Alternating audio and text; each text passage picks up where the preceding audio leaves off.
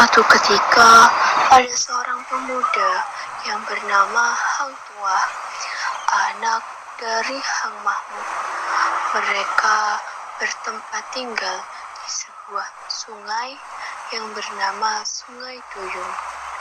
Pada saat itu, semua orang di Sungai Duyung mendengar kabar tentang Raja Bintan yang baik dan sopan kepada semua rakyatnya. Ketika Hang Mahmud mendengar kabar itu, Hang Mahmud berkata kepada istrinya yang bernama Dang Merdu, "Ayo kita pergi ke Bintan, negeri yang besar itu. Apalagi kita ini orang yang miskin. Lebih baik kita pergi ke Bintan agar lebih mudah mencari pekerjaan."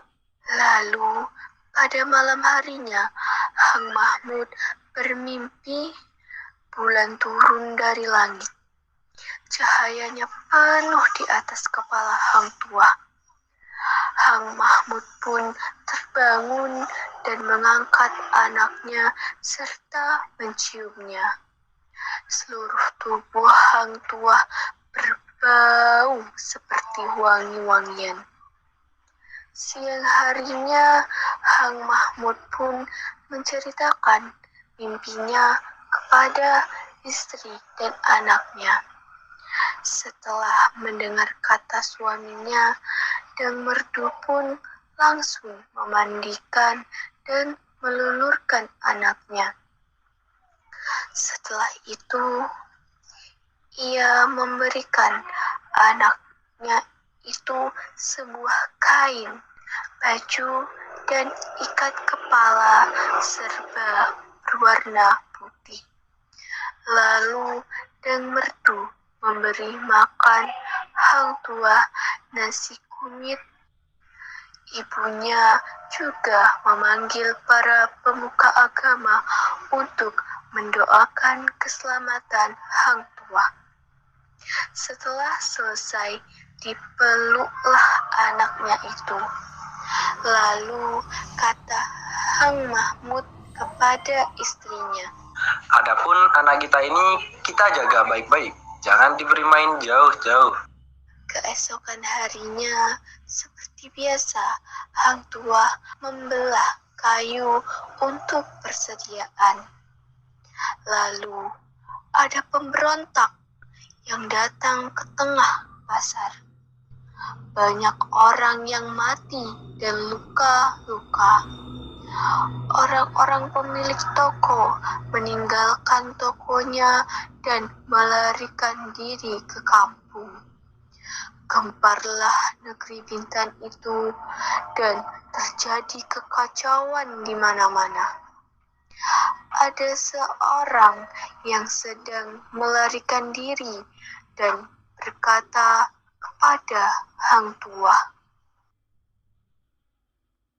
Maka kata Hang Tuah sambil membelah kayu, "Negeri ini memiliki prajurit dan pegawai yang akan membunuh. Ia pun akan mati olehnya." Waktu ia sedang berbicara, ibunya melihat bahwa pemberontak itu menuju Hang Tuah sambil menghuluskan kerisnya. Maka ibunya berteriak dari atas toko sambil berkata, "Hai anakku, cepat lari ke atas toko." Hang Tuah yang mendengarkan kata ibunya, ia pun langsung bangkit dan berdiri sambil memegang kapaknya untuk menunggu amarah pemberontak itu. Pemberontak itu datang ke hadapan Hang Tuah lalu menikamnya bertubi-tubi. Maka Hang Tuah pun melompat dan mengelak dari tikaman orang itu. Hang Tuah lalu mengayunkan kapaknya kepada orang itu, lalu terbelahlah kepala orang itu dan mati. Maka kata seorang anak yang sedang menyaksikannya, "Ia akan menjadi perwira besar di tanah Melayu ini." Terdengarlah berita itu oleh keempat kawannya. Hang Jebat Hang Kasturi, Hang Lekir, dan Hang Leki. Mereka pun langsung berlari-lari mendapatkan Hang Tuah.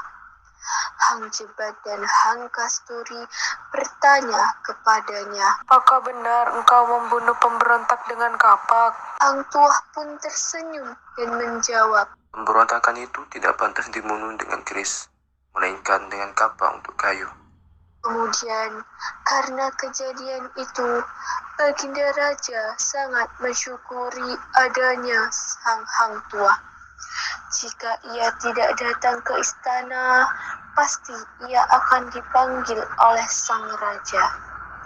Maka Temenggung pun berdiskusi dengan pegawai-pegawai lain yang juga iri hati kepada Hang Tuah. Setelah diskusi itu, datanglah mereka ke hadapan sang raja.